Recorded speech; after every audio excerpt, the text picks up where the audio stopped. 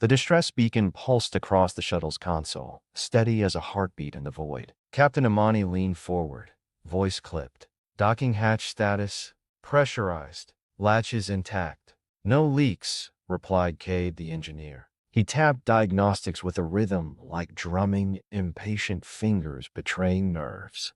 The station loomed against the planet's limb, huge and half-lit. No running lights, no response to hails, just the beacon unwavering. The crew moved into ritual. Tethers unspooled, hooks tugged twice, helmet seals hissed. Tools slid into holsters with practiced clicks. Not a word wasted. Board on standard sweep, Imani said. The shuttle clamps struck home with a clang that reverberated up their boots.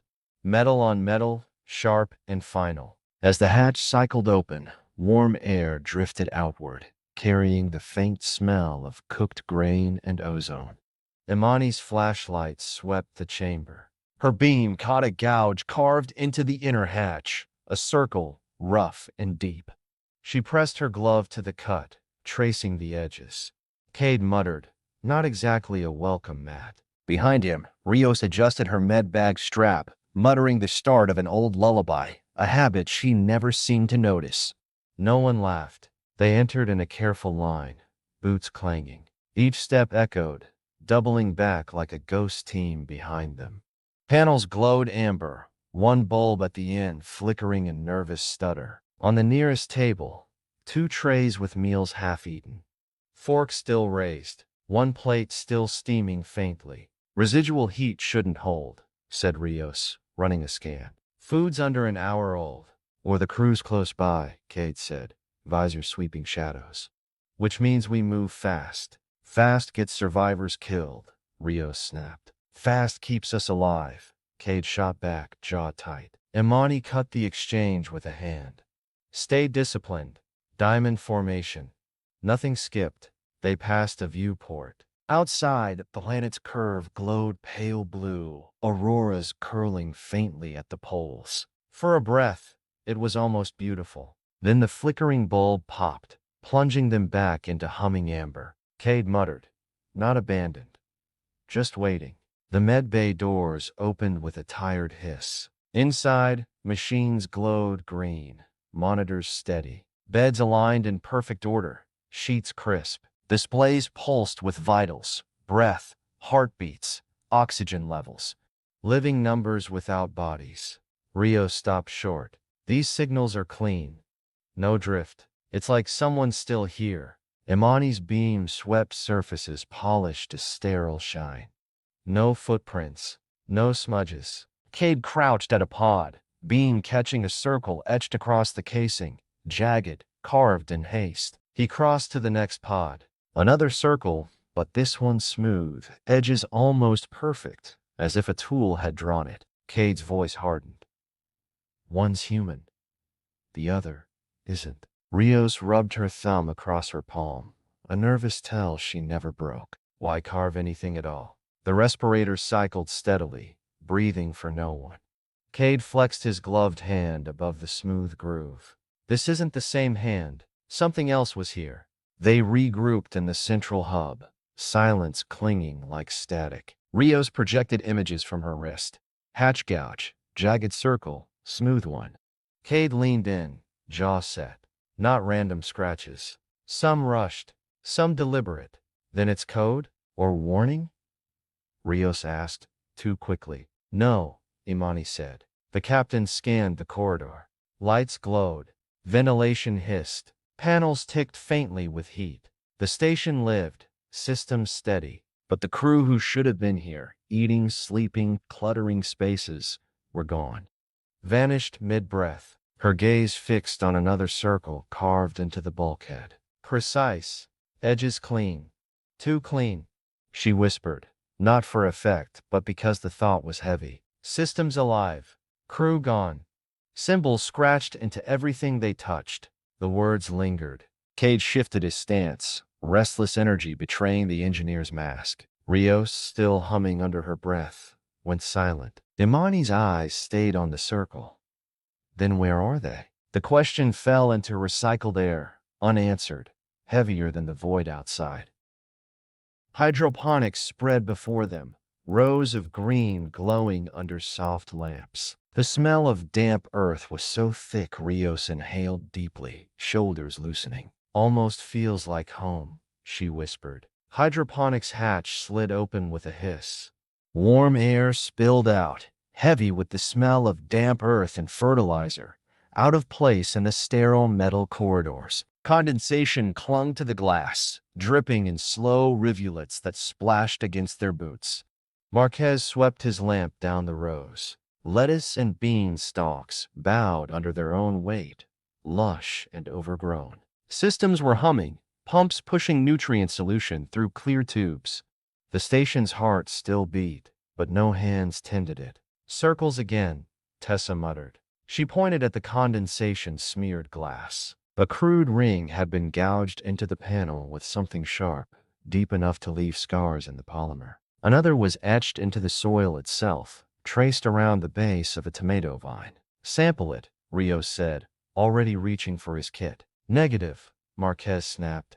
Last thing we need is contamination protocol breach. Bag it in situ, nothing leaves the tray.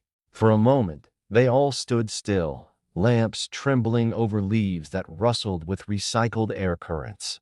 Plants alive, caretakers absent, the circles watching. The corridor narrowed, walls sweating with condensation. Rios's scanner pinged, for life signs, close. Her eyes lit up.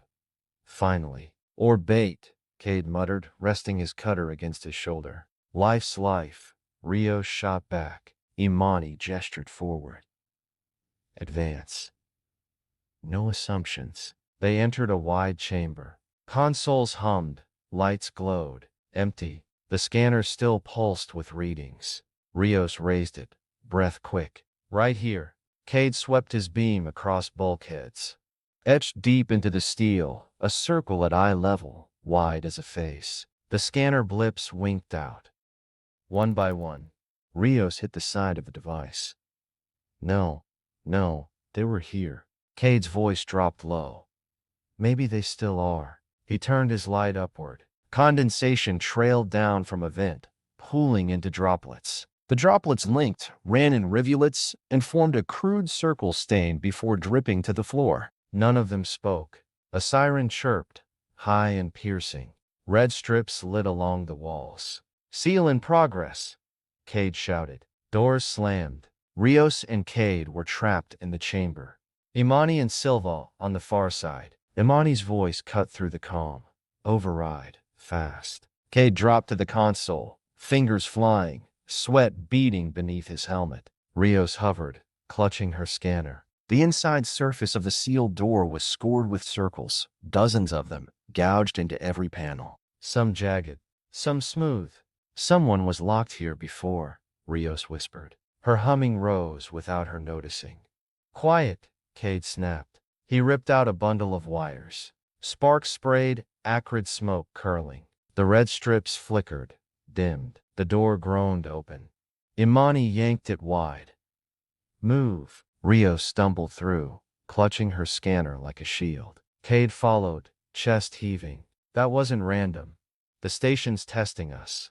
They forced a manual hatch into a secondary corridor. Cade cranked the wheel until metal screamed. The door swung, then caught. Bent frame, he grunted. He strained harder. Metal shrieked. The door tore open with sudden release, the edge slamming his shoulder. He staggered back, gasping. Blood blossomed across his suit. Hold still, Rios said sharply, pressing him against the wall. She tore a sealant patch from her kit, pressed it hard. Cade hissed, jaw clenching. Functional, he muttered, flexing fingers. We keep going. Rios's eyes flicked to the dispenser bolted nearby. Its casing bore a faint circle, shallow and deliberate. Her humming died. Imani glanced at her team, then at the smear of blood drying on the floor. Her face gave nothing away. We proceed. The AI core chamber was alive with faint blue glow. Hollow displays flickered in and out, throwing shards of light across the floor. Dust motes drifted through the beams like slow snow.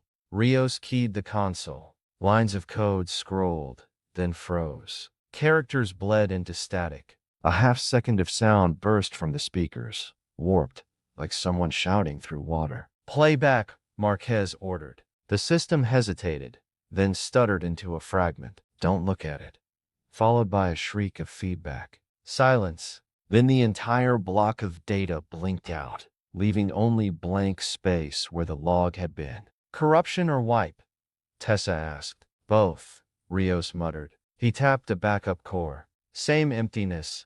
Somebody didn't just delete, they burned it clean. Static hissed through the chamber. On the far wall, another circle had been etched into the alloy, deeper than any they'd seen before. The edges were scorched, metal warped, as if carved with heat rather than a tool. No one spoke. Even the hum of the core seemed thinner now, like the station was holding its breath. Imani finally gestured. "Mess hall. 10 minutes, then forward." They regrouped in the mess. The air was warmer here, scented faintly with stale coffee and the tang of reheated protein packs. A half-finished meal floated in suspension where gravity failed for a moment, spoon drifting lazily before clattering against the table. "Still hot," Imani said, prodding the tray. Steam rose in curls. Cade tore open a ration bar, forced a grin. "Guess the circles don't eat much." Laughter broke, brittle and short. Too sharp, too quick. It died as soon as it started. Rios's lamp played over the bulkhead behind them. A smear of grease, at first glance. But when the beam steadied, the shape resolved. Another circle pressed deep into the paint. "Same hand," Marquez muttered. He tapped the wall with his knuckles. The sound was hollow, as if space itself had thinned. No one touched their food again. The warmth in the air turned heavy, suffocating. The cryo bay breathed frost. Rows of pods glowed in pale blue, glass clouded with ice. Rios brushed a gloved hand across one panel. Condensation smeared, but the nameplate beneath showed through. "Evers, botanist." Inside, the body lay slack, veins dark beneath translucent skin. Frost crystals bloomed along the edges of the glass. A faint crackle echoed when the temperature shifted, sharp as breaking bone. "Pods were stable," Imani whispered, scanning readouts. "Power's fine.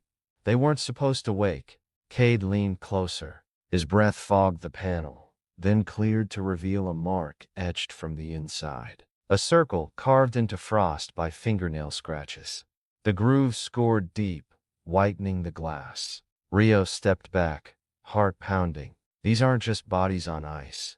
Another pod ticked. Frost fractured in slow lines across the surface. Within, a hand twitched once, then stilled again, as if resettled by unseen force.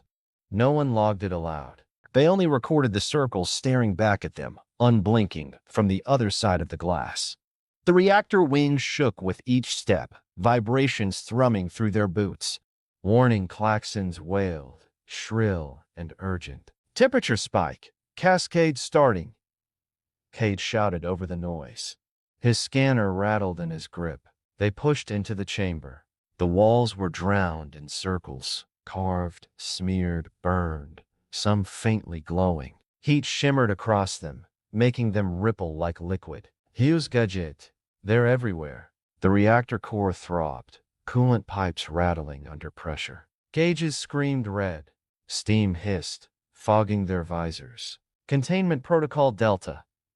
Imani barked, voice hard. They dove to consoles. Panels sparked under their gloves. Cade wrenched a valve, steam scalding his suit. Rios jammed a bypass tool into a port.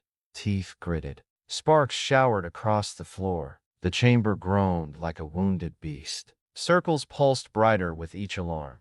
"Too fast?" Rios cried. "It's accelerating." Imani slammed her palm on the console, forcing a manual override. "We hold it, or it takes us with it." Every circle on the wall seemed to lean toward them, waiting. The core roared. Heat slammed them like a physical wave. "Coolant lines jammed."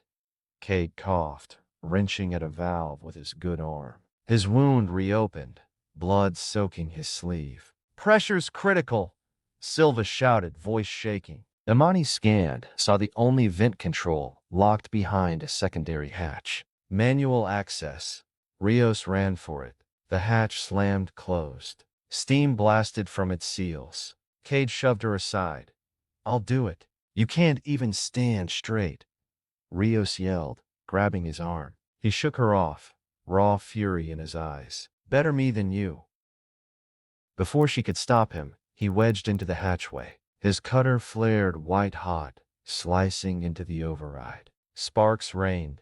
Steam burned his gloves black. Alarms shrieked. The circles on the walls pulsed in rhythm with the core, glowing like veins of fire. Almost there, Cade panted, voice raw. The hatch sealed behind him with a deafening clang. Rios slammed her fists against the metal. Cade, answer me. Static hissed. Then his voice, broken and strained. Coolant vent engaged. You've got margin. Get out. The reactor's roar softened, settling to a guttural hum.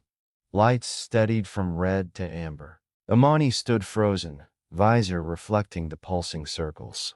She forced her voice steady. Fall back. That's an order. They moved, steps dragging, leaving the chamber that still glowed with circles, alive in the heat. The shuttle bay doors groaned as they forced entry, alarms still wailing behind them. Rios's scanner flickered uselessly. The display cracked. She dropped it with a clatter, unable to bear the blank screen. They moved in silence, boots ringing too loud in the cavernous bay. Cade's absence dragged at every step. Inside the shuttle, seals locked, systems hummed to life. The engine's low thrum was almost merciful after the reactor's scream. Through the viewport, the station loomed vast and wounded. Lights flickered across its surface in irregular beats, like a faltering heart. Rios slumped into her seat, voice a thin thread. He gave us time, that's all. Imani's hands rested rigid on the console, knuckles pale. Time's what we needed.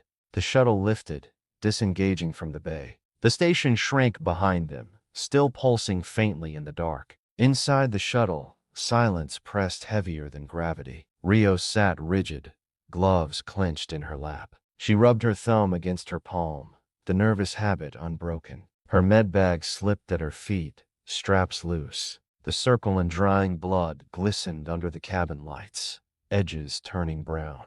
Engines thrummed steady, a low vibration that masked the tremor in her hands. For a moment she thought the sound had changed, a faint scratching layered beneath, as if nails dragged along metal from inside the hull. Rios tightened her grip on the console. She didn't mention it. Stars stretched ahead, sharp and cold. Behind them, the silence followed.